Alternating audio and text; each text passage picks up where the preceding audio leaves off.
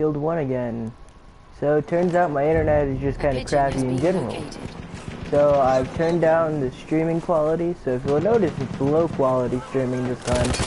That's my attempt to get everything fixed. So it'll actually record everything, instead of skipping like it does.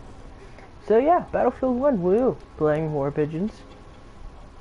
I actually realized today that I somehow unlocked the Hellrigel, which I have no recollection of even being anywhere near 10 on Assault, because I don't really main Assault. I'm usually Marksman, just because I like the bolt actions, not as snipers. Well, okay, it's either Marksman or Support, because mortars are so good and yet so cheap at the same time. I just love them. But yeah, doing some War Pigeons. I was playing on the DLC earlier. It's okay. I'm a little kind of, I guess you could say, annoyed at the fact that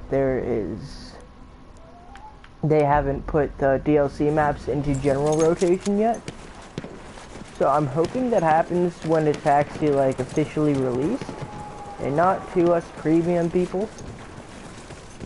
But who knows? The enemy has released the pigeon. The pigeon has okay, so we're about to die. Or I'm about to die. Yeah, I'm dead. I'm dead.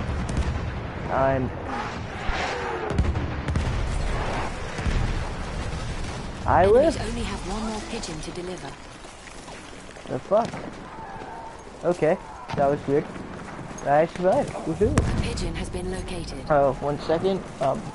Oh yeah. So if the echo's happening again, that's because even though my TV is turned relatively down, it is actually, let me turn it down more.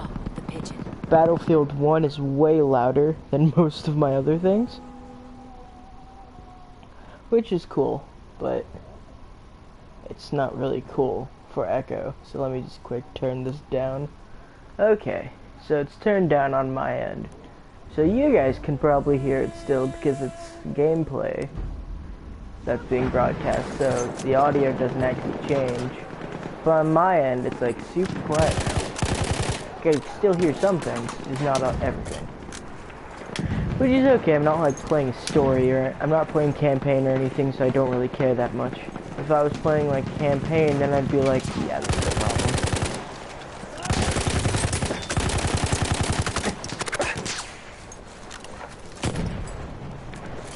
I'm actually curious what anybody, if anybody starts watching this, like watch this in later date, what you actually thought of the campaign. I personally liked it, and I understand people's criticisms at the fact that, oh, the French weren't featured, even though technically they were featured, just not in the way people expect, because they were featured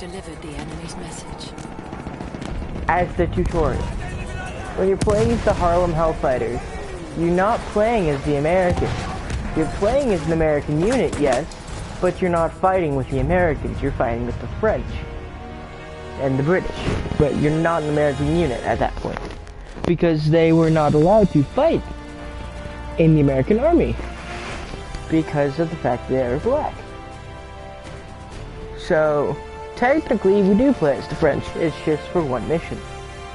And people are like, oh, Battle of Verdun wasn't in the game because they didn't focus on anything between basically everything from the years 1914 to 19 to maybe mid 1916. They basically didn't do in the game. I think the closest would probably be maybe the Lawrence of Arabia section, but that's only because the Middle East conflict was basically the entirety of the war,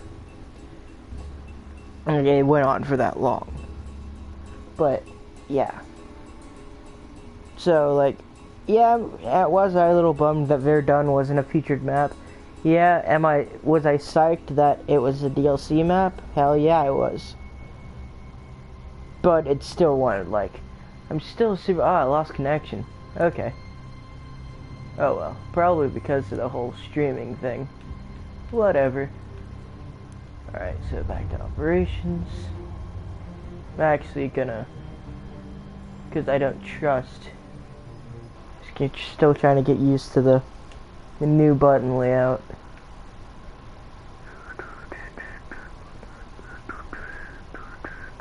Crap. Okay. So I can't change stuff from there. So I'm gonna do one of the operations now. I kind of like to do them in order of when they happened. So now that we have the French one, my order is gonna be Oil of Empires, Devil's Anvil, and my reasoning with that is Oil of Empires actually starts in 1915 operations-wise and ends 1917. So the entire campaign is about 2 years. And then Devil's Anvil is 1916, so that would obviously take place after Oil of Empires of some sort. And then, in terms of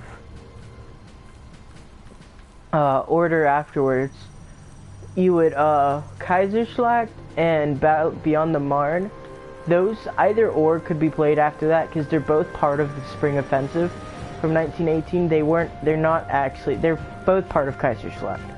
Like, the battle for,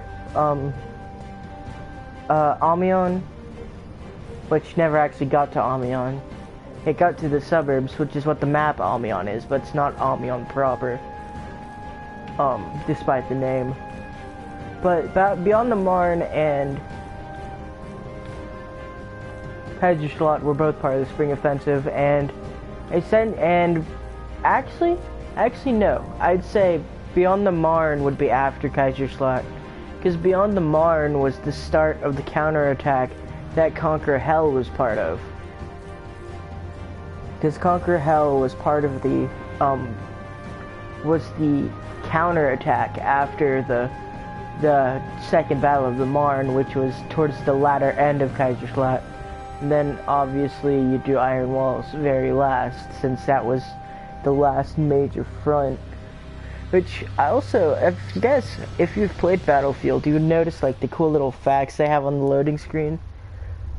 Actually, one second, gonna quick check codexes, because I unlocked some and I didn't look at them. There's